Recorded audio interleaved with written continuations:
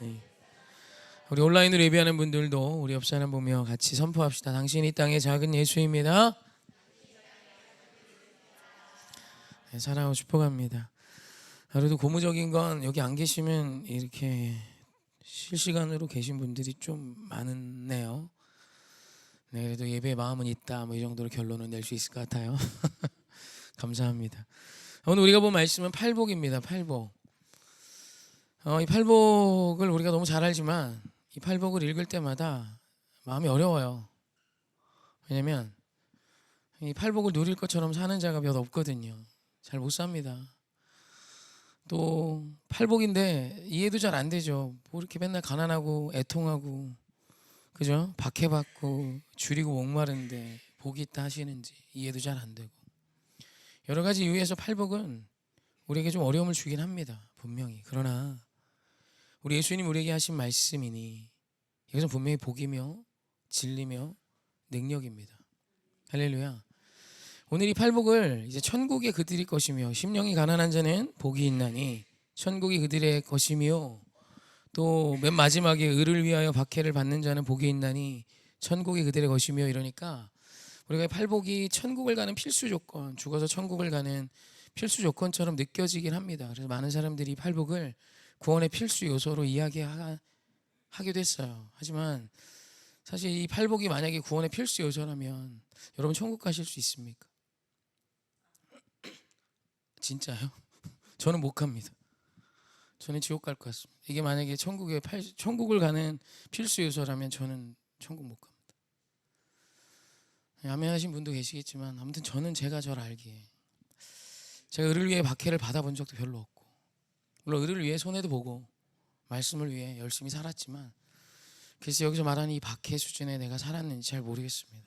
그리고 내가 가는 곳마다 화평하게 했는지 물론 화평하게 하려 애는 썼지만 화평하게 했던 삶을 못 살 때도 있었고 제 마음에 미움의 마음도 많이 있었고 의에 줄이고 목마른 자로 살아본 적이 과연 얼마나 있는지 잘 모르겠습니다.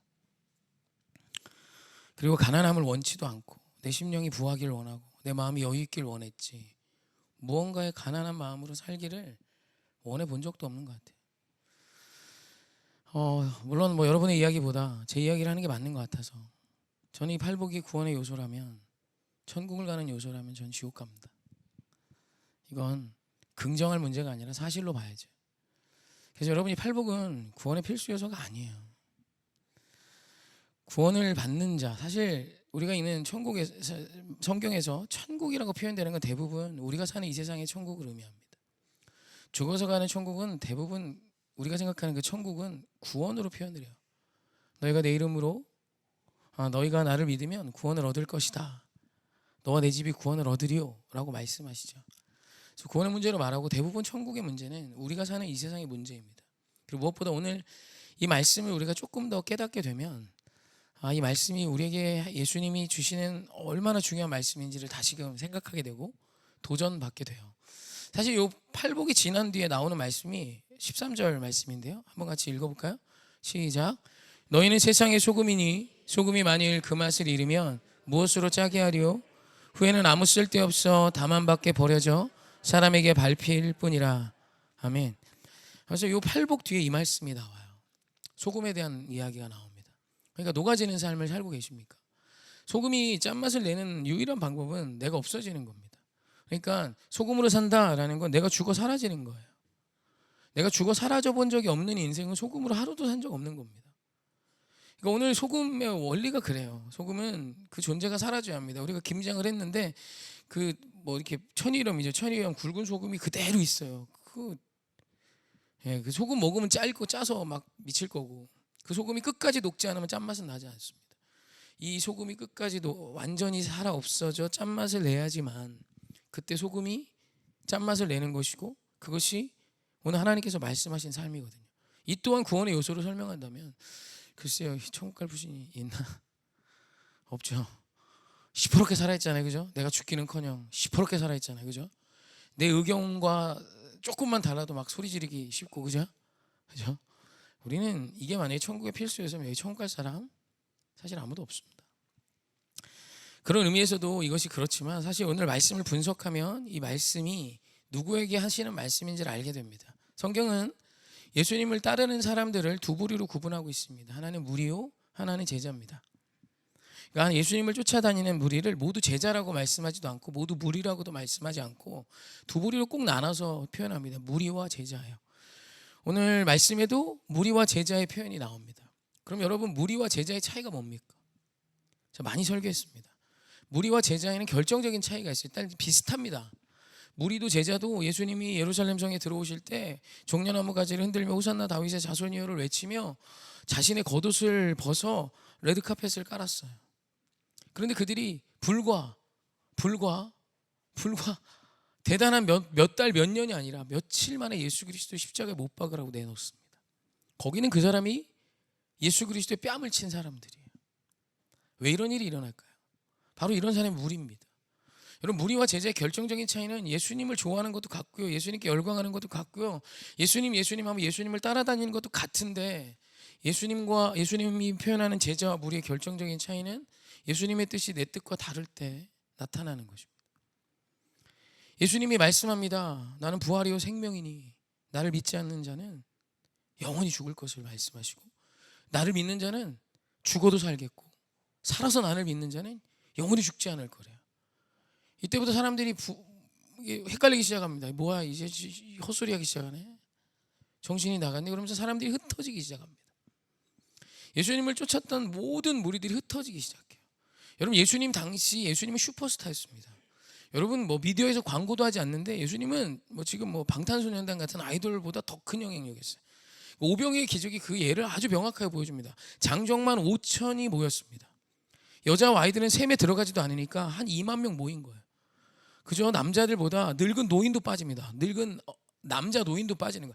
전쟁에 나갈 만한 나름의 성인의 범주에 들어가는 사람이 5천이 모였으니까 남녀노소를 다 합치면 거의 2만 명 이상을 이야기합니다. 여러분, 2만 명 이상이 순식간에 모였어요. 순식간에 예수님이 떴다라는 소리를 듣고 막 사람들이 정신없이 하던 걸 다 내팽겨치고 막 모인 겁니다. 근데 그 2만 명 중에 제자는 몇 명 없었어요. 대부분이 무리에서 그쳤다는 겁니다. 여기도 무리의 수준에 머무는 자가 있고 제자의 수준에 머무는 자가 있습니다. 여러분, 이것과 똑같은 비유가 출애굽 1세대와 출애굽 2세대의 이야기입니다. 여러분, 출애굽 1세대는 약속의 땅에 못 들어갔습니다. 출애굽 2세대는 약속의 땅에 들어갔습니다. 그럼 우리 이렇게 생각합니다. 출애굽 1세대는 지옥 같지, 예수님의 뺨을 후려친 무리들은 지옥 같지. 그럼 여기 천국 갈 사람 한 명도 없습니다. 우리는 자꾸 나를 너무 긍정합니다. 내가 제자로 살고 있다고. 여러분, 제자로 늘 기분 좋을 땐 좀 살다가 예수님의 뜻이 내 의견과 다르고 나에게 손해가 되고 오늘 내 금전적인 마이너스가 되고 심지어 내 생명이 예수님을 믿는 믿음을 고백하면 죽을 수 있는 위기에서도 제자는 예수님의 편에 선 자예요. 죄송하지만 우리 교회도 어쩌면 제자는 손에 꼽힐 수 있습니다. 그런데 하나 감사한 게 뭐냐면 출애굽 1세대도 어떤 성경을 아는 대부분의 신학자들에게 물어보십시오. 다 구원을 얻었다라고 말합니다. 구원을 얻은 거예요. 그냥 모세 따라 나와서. 다른 게 없어요. 그냥 전적으로 갈라진 홍해 건너와서 하나님의 전적인 은혜로 죽어도 천국을 갈 수 있는 은혜는 임한 겁니다. 그래서 임종 직전에 예수를 나의 구세주로 영접하는 그 고백이 천국을 갈 수 있는 열쇠가 된다는 건 옳은 표현입니다. 그럼 도대체 출애굽 1세대와 2세대의 차이는 무엇인가? 약속의 땅이 무엇인가? 여러분, 이 약속의 땅이 오늘 여기서 말하는 천국입니다. 하나님 우리에게 죽어서 천국이 아니라 우리에게 약속의 땅을 주고 싶어 하세요. 언제? 지금 주고 싶어 하세요. 그러니까 여러분, 이걸 꼭 기억해야 합니다. 이거를 모르는 사람이 한국교회 제가 볼 때 5할 이상 됩니다. 그러니까 헷갈리는 겁니다. 나더러 주여 주여 하는 자가 다 천국에 가는 게 아니고 아버지의 뜻대로 말씀대로 산 자만이 천국 가. 그럼 여기 천국 누가 갑니까? 미워했잖아요. 막 이런 장난치는 표현도 합니다. 죽기 전에 회개하면 되죠. 여러분, 지은 죄 다 회개하실 수 있으세요? 난 진짜 그것도 너무 교만한 표현 같아. 여러분이 알게 모르게 지은 죄란 기도를 하잖아요. 여러분, 보기 좋은 기도만 하지 말고 내가 내 입으로 내뱉는 말들을 생각하셔야 됩니다. 여러분이 모르고 지은 죄에 대한 해결은 어떻게 하실 겁니까? 여러분, 우리가 정말 절망적인 게 뭐냐면 내가 죄를 졌는데 모른다는 사실이에요. 이게 우리. 그러니까 우리는 죄 덩어리고 괴물입니다. 괴물. 그게 사도 바울의 고백이고 그것이 오늘 우리 모두의 고백이 되는 것이 올바른 신앙인의 모습이라는 거예요. 여러분, 오늘 예수님께서 제자와 무리를 구분하십니다. 그리고 이 말씀을 누구에게 하시는지를 오늘 마가복음에서 말씀하고 계세요. 마가복음 6장 44절입니다. 한번 같이 합독합시다. 시작. 죄송합니다. 마가복음 5장 1절입니다. 죄송합니다. 마태복음 5장 1절. 죄송합니다. 함께 합독합시다. 시작. 예수께서 무리를 보시고 산에 올라가 앉으시니 제자들이 나온지라. 아멘. 그리고 2절 읽어볼까요? 시작. 입을 열어 가르쳐 이르시되. 지금 예수님께서 이 팔복, 오늘 마태복음 5장에 나오는 이 내용을 가르친 대상은 무리가 가고 제자들이 나오셨을 때 가르친 거예요. 다시 1절 볼게요. 같이 합독합시다. 시작. 예수께서 무리를 보시고 산에 올라가 앉으시니 제자들이 나온지라. 예수님을 따랐던 수많은 무리들이요, 예수님으로부터 멀어져 가고 예수님이 산에 올라가 앉아 계시니 마지막까지 남은 예수님을 따라 죽기로 결정한, 예수님이 나의 답이 되기를 사모하는 제자들이 나오는 거예요. 그래서 이 말씀은 제자들에게 하신 말씀입니다. 우리 모두에게 아무에게나 그냥 하신 것이 아니라 제자들에게 하신 말씀이기 때문에 이 말씀은 예수를 믿는 자의 삶의 모습에 대해 기록하시는 거예요. 예수를 믿는 자, 주의 자녀로 사는 자는 이렇게 사는 거야 라고 가르치는 겁니다. 그리고 우리말 복으로 번역된 헬라어가 마카리오스인데, 이 마카리오스라는 단어는 너는 복이 될지라, 이 선포와 다른 겁니다. 그 히브리어를 바라크라고 하는데, 이 바라크를 헬라어로 번역을 하면 마카리오스가 아니라 아쉬드라고 번역을 해야 맞습니다. 그러니까 마카리오스는 하늘에서 주어지는 절대적인 복이 아니라 행복으로도 표현이 됩니다. 그러니까 여러분의 선택에 기인한 복이에요. 이해되죠? 바라크는 하나님이 선택하시는 하나님의 압도적인 은혜로부터 주어지는 복입니다. 이해되시죠? 근데 오늘 마카리오스는 하나님이 나를 선택하시면서 탁 주어지는 전적인 은혜 플러스 나의 선택에 기인한 뿌리를 두고 있는 복인 거예요. 그래서 오늘 이와 같은 삶을 사는 자에게 하나님이 이 땅에서의 천국과 행복을 주시겠다는 것입니다. 그러니까 오늘 예수님이 이 말씀을 우리에게 가르치시는 건 제자를 향한 선언이에요. 그래서 사랑하는 성도님, 이 말씀을 사모하며 도전하셔야 합니다. 그러니까 예수님께서 나는 지금 너에게 약속의 땅을 주고 싶어 라고 말씀하시는 거예요. 출애굽 1세대와 2세대 결정적인 차이가 뭡니까? 출애굽 1세대가 기적도 더 많이 봤고요, 출애굽 1세대가 놀라운 일도 더 많이 봤고요, 출애굽 1세대는 기적이 상식이 되는 자들이었고요, 출애굽 1세대는 만나가 처음 내리고 메추라기가 떨어지는 걸 알았던 자들입니다. 처음 본 사람들입니다. 출애굽 2세대는 태어났더니 원래 그랬어요. 먹는 거 하늘에서 떨어졌고요, 불기둥과 구름기둥 원래 있었습니다. 여러분 늘 보면 하나도 안 신기합니다. 신기합니까? 늘 보면 하나도 안 신기합니다. 지금 저도 여기 스마트폰 있지만 이거 100년 전 사람 데려다가 이거 한번 보여줘 보십시오. 놀래 자빠집니다. 이게 지금 뭐냐고. 여기 지금 제가 나오고 있고 지금 여기서 방송하는 게 전 세계로 퍼지고 있고, 지금 우리나라가 무슨 KBS 방송국도 아니고, 여러분 100년 전이 아니라 몇십 년 전만 해도, 아니 10여 년 전만 해도 방송국도 이렇게 못했어요. 근데 개인이 온 세계에 방송을 할 수 있는 시대가 바로 오늘이에요. 엄청난 거죠. 상상도 못할 일이 지금 일어났단 말이에요. 근데 우리 여러분 놀랍니까? 이야, 안 이러잖아요. 지금 실시간으로 몇 명 예배하는지 여기 카운트가 뜹니다. 14명이에요. 딱 나와. 가만히 있어. 나가지 마요. 다 나온다고요. 여기 이름도 다 떠요. 죄송합니다. 이름은 안 떠요. 근데 여러분 다 떠요. 이게 불과 10여 년 전, 한 20년 전만 해도 말도 안 되는 이야기였습니다. 출애굽 2세대는 기적이 전혀 신기하지 않았어요. 그냥 원래 그런 거예요. 출애굽 2세대가 놀란 때는 언제입니까? 만나가 안 오는 때. 먹을 게 안 떨어지네. 너무 충격받는 거예요. 그러면서 이렇게 말합니다. 땅에 심어야 난대요. 그런 게 어딨어. 먹을 건 하늘에서 떨어지는 거야. 불기둥이 안 솟습니다. 불기둥이 안 솟아요. 출애굽 2세대. 그러니까 출애굽 2세대에게 기적은 사실 없었어요. 원래 태어났더니 그럽니다. 근데 출애굽 2세대는 왜 약속의 땅을 차지합니까? 출애굽 2세대는 출애굽 1세대는 나와 다른 상황이 오니까 가나안 땅을 악평합니다. 불평합니다. 불만을 쏟아냅니다. 만나의 진리니까 매출하게 달라고 모세를 향해 울부짖습니다. 그리고 다시 종의 자리로 돌아가겠노라 선언합니다. 그 출애굽 1세대. 근데 출애굽 2세대는 기적도 보지 못했어요. 그런데 요단강을 건넙니다.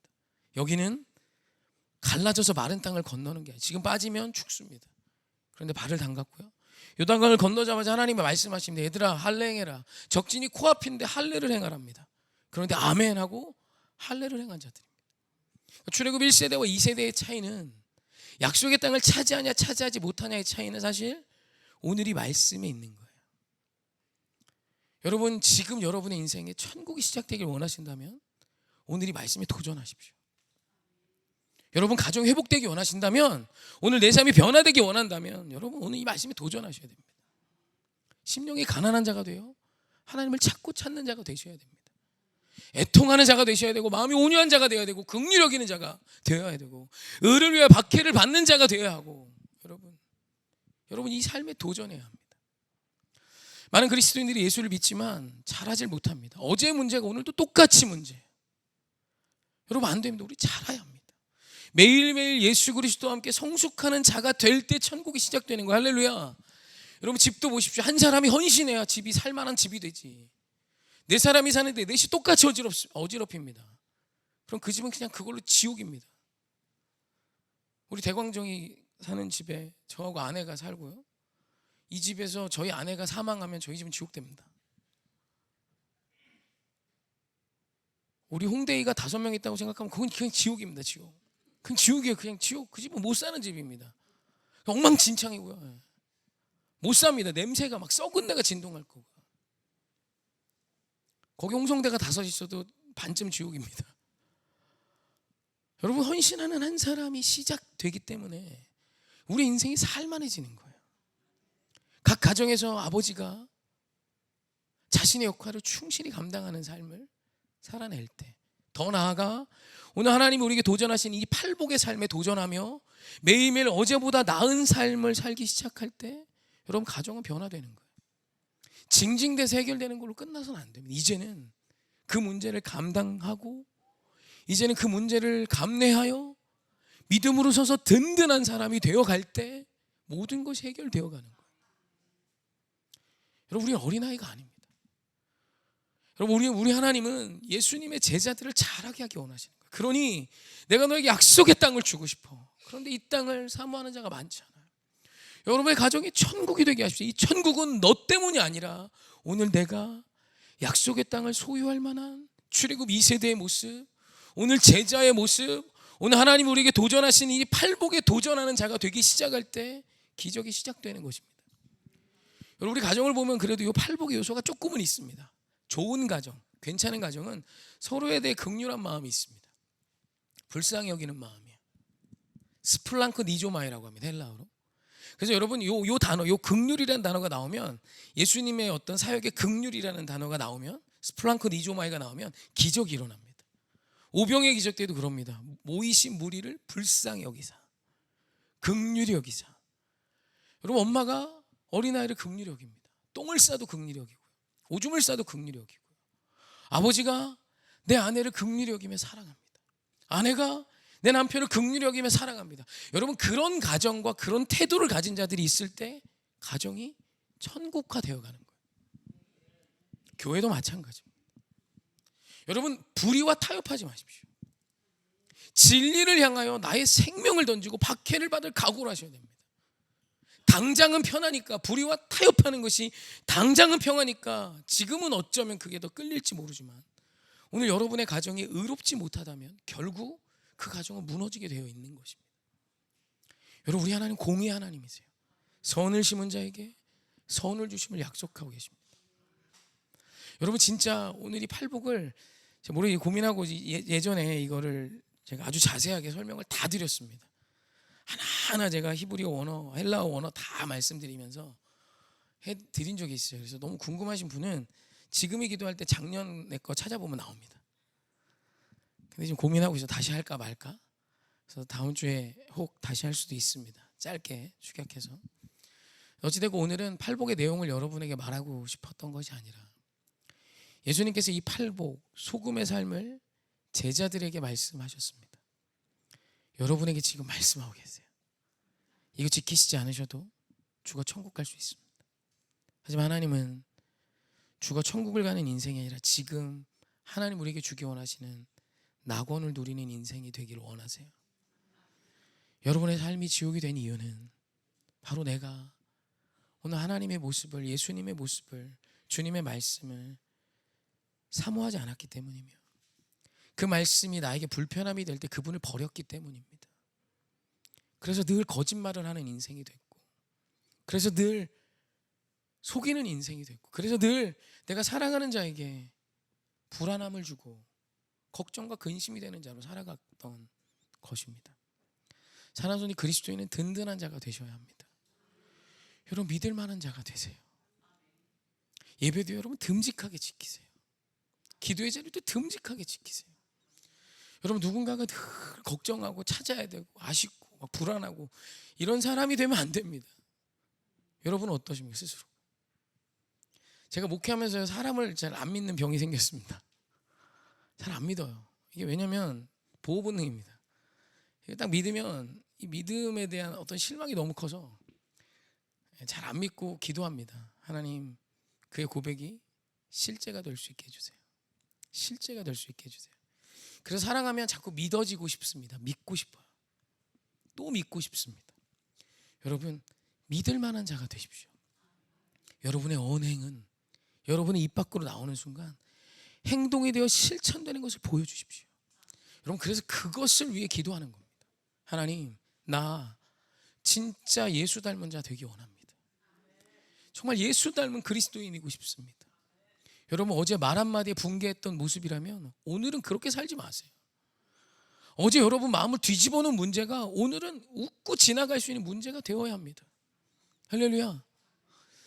우리 애들 얘기 자꾸 해서 미안해. 우리 애들이 게임하면 웁니다. 한 3연패 하면 울어요. 이게 1연패 1승 1패 하면 안 울어요. 근데 3연패쯤 하면 웁니다. 큰형은 안 울고 짜증냅니다. 그리고 괜히 괴롭힙니다. 여러분 그게 어른이 돼서도 그러면 진짜 추잡한 모습 아닙니까? 제가 우리 애들하고 게임하다가 3연패 하니까 정의를 꼬집기 시작합니다. 얼마나 추잡합니까? 근데 여러분 잘하지 않는 자가 있어요. 나이와 상관없이 여전히 아직도 7살짜리가 있어요. 여러분 천국은 없습니다. 그는 그로 인해 천국이 없어요. 그러니 사랑하는 성도님 우리 오늘 팔복 같이 한번 읽고 마칠 건데요. 이 팔복에 도전하십시오. 제발. 그래서 우리 진짜 천국 삽시다. 우리 오해교 성도들 가정 진짜 행복해지고 여러분 자녀들도 한번 보세요. 이 팔복의 기준에서 보세요. 내 새끼가 앞으로 약속의 땅을 차지할지 못 차지할지가 견적이 나와요. 그럼 약속의 땅을 차지할 아이로 중보하시고 기도하시고 축복하세요. 우리 함께 같이 말씀 보여주세요. 3절부터 한번 읽습니다. 시작. 심령이 가난한 자는 복이 있나니 천국에 그들의 것이며 애통하는 자는 복이 있나니 그들이 위로를 받을 것이며 온유한 자는 복이 있나니 그들이 땅을 기업으로 받을 것이며 의에 줄이고 목마른 자는 복이 있나니 그들이 배부를 것이며 긍휼히 여기는 자는 복이 있나니 그들이 긍휼히 여김을 받을 것이며 마음이 청결한 자는 복이 있나니 그들이 하나님을 볼 것이며 화평하게 하는 자는 복이 있나니 그들이 하나님의 아들이라 일컬음을 받을 것이며 의를 위하여 박해를 받는 자는 복이 있나니 천국이 그들의 것임이라. 아멘. 찬양합시다.